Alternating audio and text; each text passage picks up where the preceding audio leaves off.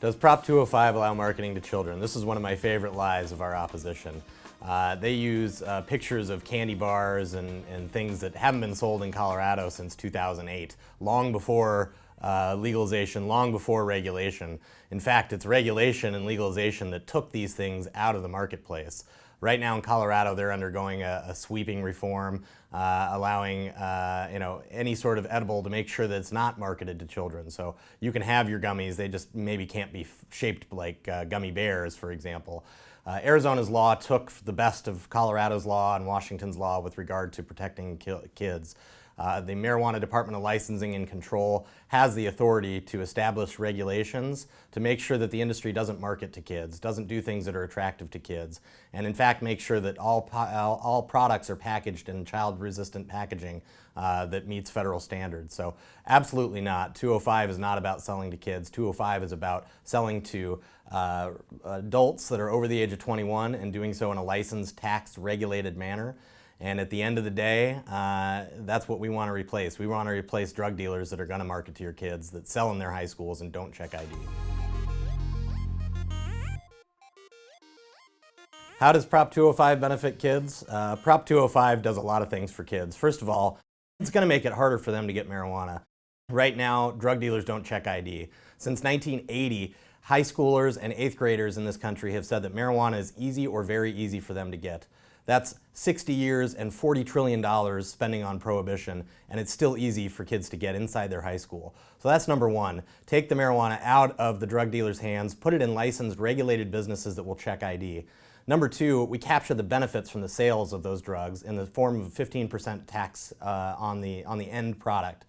And that 15% tax, that revenue will go 80% to Arizona's schools, 40% to K through 12 districts to do whatever they want, including giving teachers pay raises, and 40% to go to all-day kindergarten. The remaining 20%, and this is something that I think gets lost in the conversation a lot, the remaining 20% will go to the Department of Health Services for legitimate, science-based drug education and rehabilitation. So in the event that people do end up having problems with other drugs, now they will have the ability to pay for rehabilitation for that, and we'll have real good education for kids on the real dangers of drugs.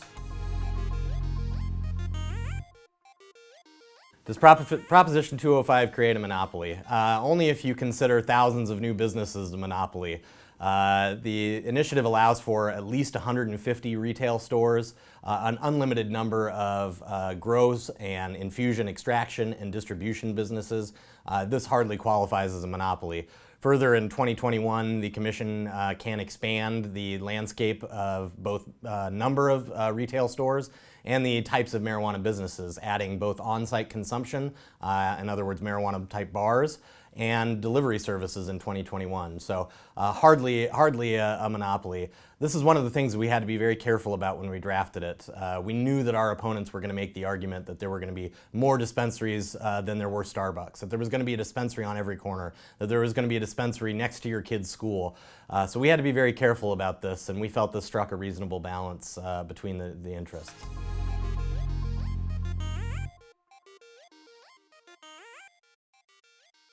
This is one of the common misconceptions as well. If you grow your own marijuana, you can have 6 of your own plants, 12 plants per premises if you have 2 adults living at that premises, and you are able to keep the marijuana that you grow off that plant. So if you're an amazing grower and you can grow 2 pounds per plant, you can keep all that marijuana at your house legally.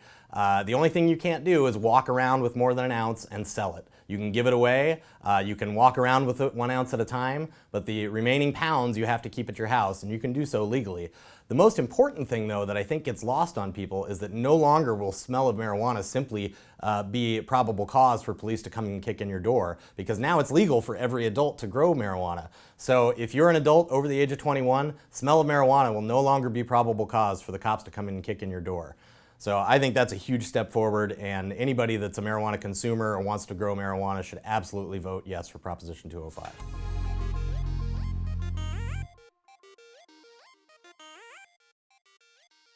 the penalties that are associated with going over the limits in 205, this is one of the common misconceptions that's out there as well.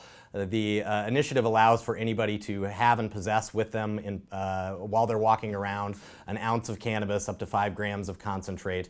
Again, if you're in your home, you can keep any marijuana that was grown off the plants that you grow, even if it's in excess of an ounce, and be legal. What happens if you're walking around with an ounce and a quarter, and maybe you miscalculated, maybe you kind of did it on purpose, but you didn't think about it? Well, you're not a felon. This is a common mistake. If you go over an ounce and you're less than 2.5 ounces, it's a civil traffic ticket. It's a $300 fine, and it's unlikely that police are even going to waste their time going after something like that. But even if it does, it's a civil traffic ticket. It's not a criminal offense. It's certainly not a felony. And the other thing, if you need to carry around more than an ounce, if you need to carry up to 2.5 ounces for whatever reason, if you're a patient that needs that amount, you can keep your patient card. You can absolutely keep your patient card, and it will absolutely keep your legal protections on your current possession limits.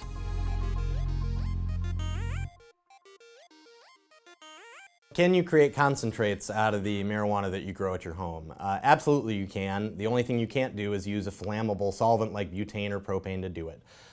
This is a reasonable, safety-backed measure. One of the arguments that our opponents make all the time is that people are going to be blowing up their homes. In fact, we see this happening sometimes, and it's an argument that we're susceptible to.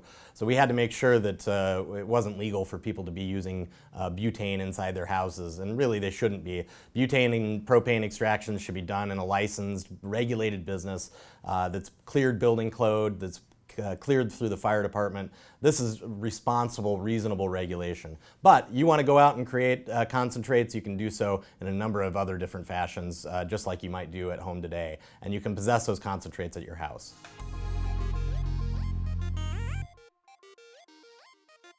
So zoning for new marijuana businesses, this is always an interesting question. First and foremost, if there is an existing medical marijuana dispensary in your vicinity, the city or county will not be able to prohibit that existing dispensary from switching over to serve adult use patients. So they will not be able to apply their zoning to eliminate recreational stores, eliminate that store from selling recreational. They will be able to prevent future marijuana businesses in their cities if they do an election of the people. So they can't just simply sit up on their dais and decide through a city council measure that they want to ban marijuana stores. They have to take this to a vote of the people, and that will take some time. And frankly, as we see, most of the public tends to support this, so it's unlikely that very many cities will go through that. I'm sure a handful will. Every city will have to establish new zoning regulations. I would imagine they will look largely similar to the ones we see for medical marijuana, but I think a few cities will see the writing on the wall, especially after Prop 205 passes, and they will relax their zoning ordinances a little bit and make it a little easier to locate particularly grows and infusions in their cities to capture the tax benefit.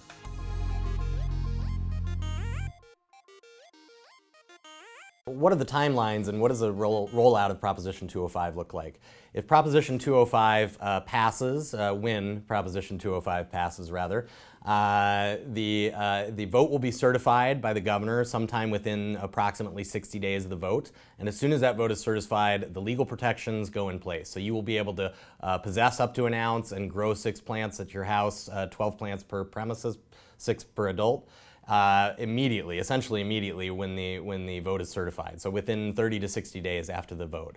After that, starting sometime in January, the governor will seat the new marijuana commission. That marijuana commission will develop its own set of rules, and then they will develop the rules for the program. Starting in September approximately of 2017, that's when the rules will be finalized. Starting in December of 17, that's when new businesses will be licensed, and then March of 18 is when new businesses will be allowed to start selling.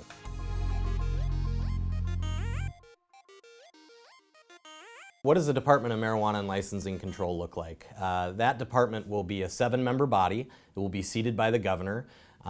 3 of the members have to have some financial interest in a marijuana business. 4 of the members have to have no financial interest whatsoever in the marijuana industry. So the marijuana industry does not control this commission by any means.